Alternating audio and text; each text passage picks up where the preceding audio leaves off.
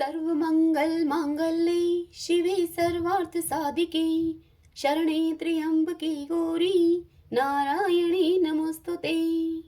जय माता दी भक्तों, आप सभी का हमारे YouTube चैनल श्री कृष्ण दीवानी में हार्दिक स्वागत है। स्कंद की कथाएं सुनने से पहले आप सुनिए श्रीमद् देवी भागवत महापुराण का महात्म्य।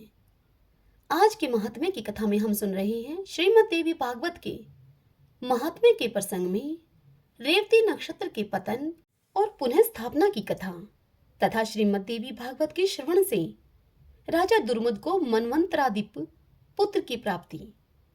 आज के पावन दिन हम इस कथा को सुन रहे हैं।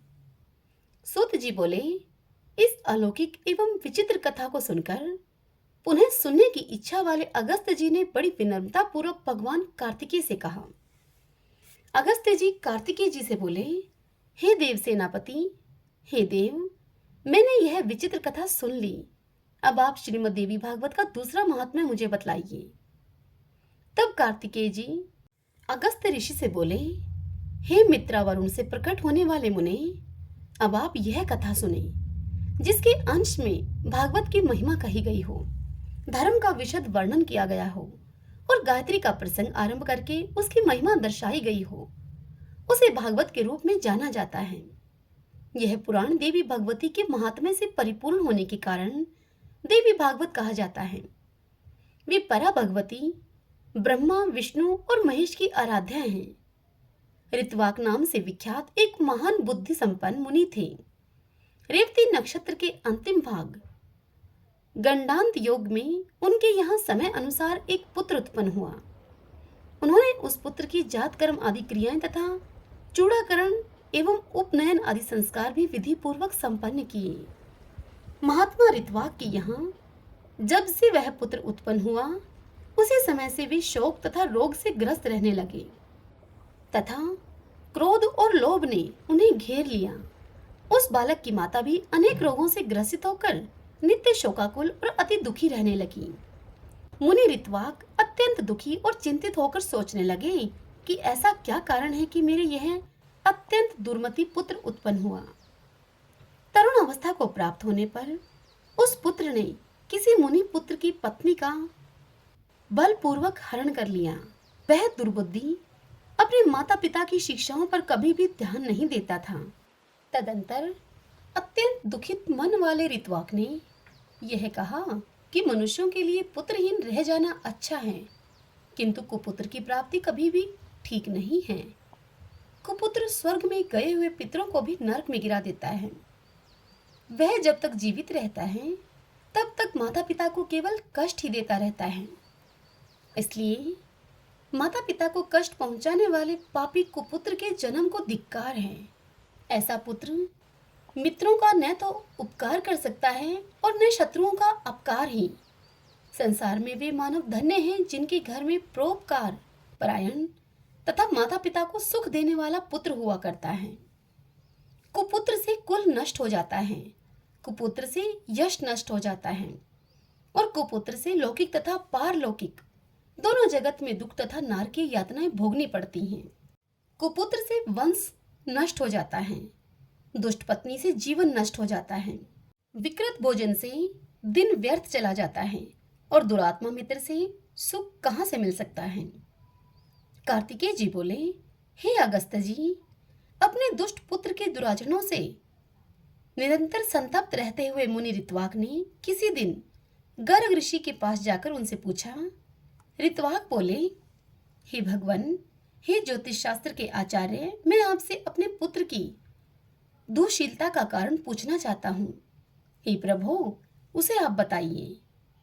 गुरु की निरंतर सेवा करते हुए मैंने विधि पूर्वक वेदाध्ययन किया और ब्रह्मचार्य व्रत पूर्ण करके विधि विधान के साथ विवाह किया। अपनी भार्या के साथ मैंने गृहस्थ धर्म का सदैव यथोचित पालन किया और विधि पूर्वक पंच यज्ञ का अनुष्ठान किया। हे विप्र, नरक प्राप्ति के भय से बचने के लिए पुत्र प्राप्त करने की कामना से मैंने विधिवत गर्भाधान भी किया था, न कि वासनात्मक सुख प्राप्ति की इच्छा से। हे मुने, दुखदायी माता पिता के प्रति उद्दंड तथा बंधु बांधवों को पीड़ा पहुंचाने वाला यह पुत्र मेरे दोष से अथवा अपनी माता के दोष से उत्पन्न हुआ। तब ज्योतिष शास्त्र के ज्ञाता गर्गाचार्य ने मुनि ऋत्वाक का यह वचन सुनकर सभी कारणों पर सम्यक रूप से विचार करके उनसे कहा। गर्ग आचार्य जी बोले, हे मुने, इसमें न तो आपका दोष है, न बालक की माता का दोष है, और न तो कुल का दोष है। रेवती नक्षत्र का अंतिम भाग गंडांतक योग ही इस बालक की दुर्विनीतता का कारण है। हे मुने, अशुभ वेला में आपके पुत्र का जन्म हुआ है, इसी कारण यह आपको दुख दे रहा है। उसमें लेश मात्र भी अन्य कोई कारण नहीं है। अतः हे ब्राह्मण, इस दुख के शमन के लिए आप प्रयत्न पूर्वक समस्त दुर्गतियों का विनाश करने वाली कल्याणी जगदम्बा दुर्गा की आराधना कीजिए। गर्गाचार्य जी का यह वचन सुनकर ऋत्वाक मुनि क्रोध से मूर्छित हो गए और उन्होंने रेवती को श्राप दे दिया कि वह आकाश से नीचे गिर जाए। ऋत्वाक की श्राप देते ही चमकता हुआ रेवती नक्षत्र सभी लोगों के देखते ही देखते आकाश से कुमुद पर्वत पर जाकर गिरा। वह कुमुद पर्वत रेवती के गिरने के कारण रैवतक नाम से प्रसिद्ध हुआ और उसी समय से वह अत्यंत रमणीक हो गया। रेवती को श्राप देकर मुनि ऋत्वाक ने महर्षि गर्ग के द्वारा बताए गए विधान के अनुसार देवी भागवत की सम्यक आराधना करके सुख और सौभाग्य प्राप्त किया। कार्तिकेय जी बोले, हे अगस्त्य जी, उस समय रेवती नक्षत्र के महान तेज से एक कन्या उत्पन्न हुई, जो अनुपम रूपवती होने के कारण लोक में दूसरी लक्ष्मी की भांति प्रतीत हो रही थी। रेवती नक्षत्र की कांति से प्रादुर्भूत उस कन्या को देखकर मुनि परमुच ने प्रसन्न होकर उसका रेवती यह नाम रख दिया। तदंतर ब्रह्म ऋषि परमुच उसे कुमुदाचल पर स्थित अपने आश्रम में लेकर आए और पुत्री की भांति उसका धर्म पूर्वक पालन पोषण करने लगे। समय पाकर यौवन को प्राप्त कर उस रूपवती कन्या को देखकर मुनि ने विचार किया कि इस कन्या के योग्य वर कौन होगा। बहुत अन्वेषण के बाद भी जब मुनि को उसके योग्य कोई वर नहीं मिला, तब वे अग्निशाला में प्रवेश करके अग्निदेव की स्तुति करने लगे। परमोच ऋषि के स्तुति गान से प्रसन्न होकर अग्निदेव ने कन्या के योग्य वर का संकेत करते हुए मुनि से कहा, हे मुने, इस कन्या के पति धर्मपरायण, बलशाली, वीर, प्रिय भाषण करने वाले और अपराजय राजा दुर्दम होंगे। तब अग्निदेव के इस वचन को सुनकर मुनि अत्यंत प्रसन्न हुए। संयोग से उसी समय आखेट के बहाने दुर्दम नामक प्रतिभाशाली राजा मुनि परमुच के आश्रम में आ गए। बलवान तथा अप्रीतम ओज से संपन्न वे प्रियव्रत के वंशज राजा दुर्दम विक्रमशील के पुत्र थे और कालिंदी के गर्भ से उत्पन्न हुए थे। मुनि के आश्रम में प्रवेश करके और उन्हें वहां न देखकर राजा दुर्दम ने रेवती को प्रिय इस शब्द से संबोधित करके पूछा। राजा बोले, हे प्रिय, महर्षि भगवान परमुच इस आश्रम से कहाँ गए हैं? हे कल्याणी, मुझे तुम सच सच बताओ, मैं उनके चरणों का दर्शन करना चाहता हूँ। तब वह कन्या बोली कि हे महाराज, महामुनि अग्निशाला में गए हुए हैं। राजा भी यह वचन सुनकर शीघ्रता पूर्वक आश्रम से बाहर निकल आए। इसके बाद परमुच मुनि ने राज लक्षण संपन्न एवं विनयावनत राजा दुर्दम को अग्निशाला के द्वार पर स्थित देखा। मुनि को देखकर राजा ने उन्हें प्रणाम किया और तदंतर मुनि परमुच ने शिष्य से कहा कि हे गौतम, ये राजा अर्घ्यपान के योग्य हैं, अतः शीघ्र ही इनके लिए अर्घ्य ले आओ। बहुत दिन बाद ये पधारे हुए हैं और विशेष रूप से ये हमारे जमाता हैं। ऐसा कहकर मुनि ने राजा को अर्घ्य प्रदान किया और राजा ने भी विचार करते हुए उसे ग्रहण किया। तत्पश्चात राजा के अर्घ्य ग्रहण करके आसन पर बैठ जाने के उपरांत मुनि परमुच ने उन्हें आशीष वचनों से अभिनंदित करते हुए उनका कुशल क्षेम पूछा कि हे राजन, आप स्वस्थ तो हैं? आपकी सेना, कोष, बंधु बांधव, सेवक गण, सचिव, नगर, देश आदि की सर्वविध कुशलता तो है। हे नरेश, आपकी भार्या तो यही विद्वान है और वह सुकुशल हैं। अतएव मैं उसकी कुशलता नहीं पूछूंगा, आप अपनी अन्य स्त्रियों का कुशल क्षेम बताइए। तब राजा उनसे बोले कि हे भगवान, आपकी कृपा प्रभाव से मेरी सर्वविध कुशलता है। हे ब्राह्मण, अब मेरी यह जिज्ञासा है कि मेरी कौन सी भार्या यहाँ है।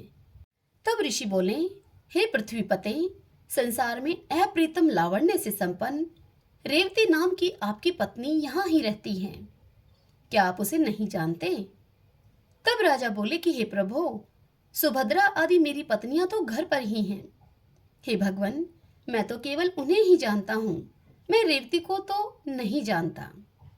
तब ऋषि बोले, हे महामते, हे राजन, इसी समय प्रिय के संबोधन से आपने जिससे पूछा था कि अपने उस योग्यतम प्रिया को आपने क्षणभंगुर में ही भुला दिया क्या?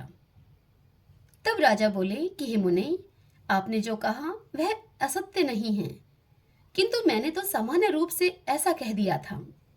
ऐसा कहने में मेरा कोई दूषित भाव नहीं था, अतः आप मेरे ऊपर क्रोध न करें। तब ऋषि बोले कि हे राजन, आपका भाव दूषित नहीं था, अपितु आपने सत्य ही कहा था।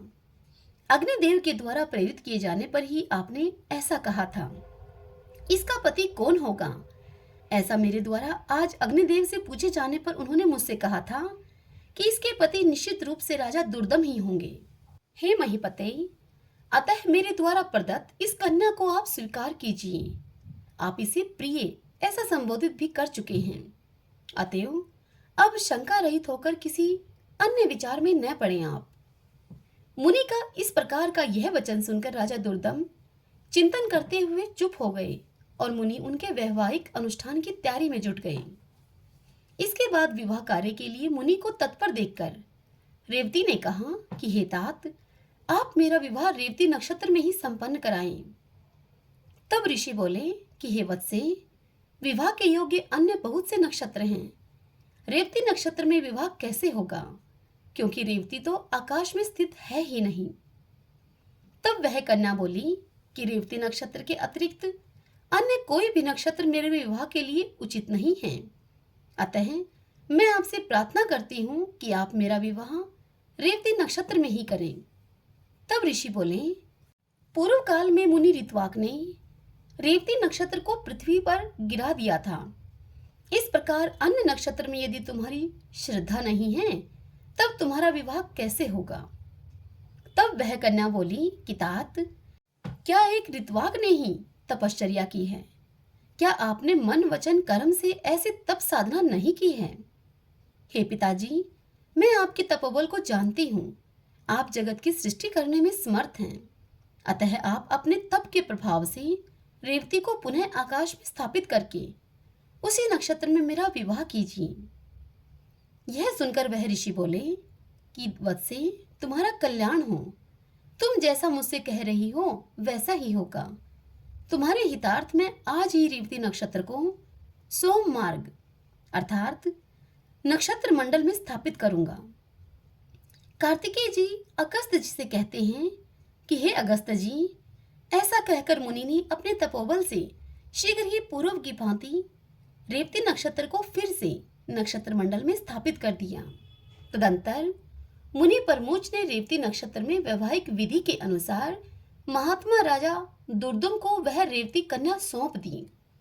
इस प्रकार कन्या का विवाह कर देने के उपरांत मुनि ने राजा से कहा कि हे वीर, तुम्हारी क्या अभिलाषा है, यह तुम मुझे बताओ, मैं उस अभिलाषा को पूरी करूंगा। तब राजा दुर्दम बोले कि हे मुने, मैं स्वयंभू मनु के वंश में उत्पन्न हुआ हूं, अतः मैं यही कामना करता हूं कि आपकी कृपा से मुझे मनवंतराधिपति पुत्र की प्राप्ति हो। तब मुनि बोले, यदि आपकी यह अभिलाषा है तो आप देवी भगवती की आराधना कीजिए। ऐसा करने पर आपका पुत्र मनु अवश्य ही मनवंतर अधिपति होगा। श्रीमद् देवी भागवत जो पंचम पुराण के रूप में विख्यात है, उसका 5 बार श्रवण करने के उपरांत आपको मनोवांछित पुत्र प्राप्त होगा। रेवती के गर्भ से उत्पन्न रैवत नाम वाला 5वां मनु वेदवेता, शास्त्रों के तत्वों को जानने वाला, धर्मपरायण तथा अपराज्य होगा।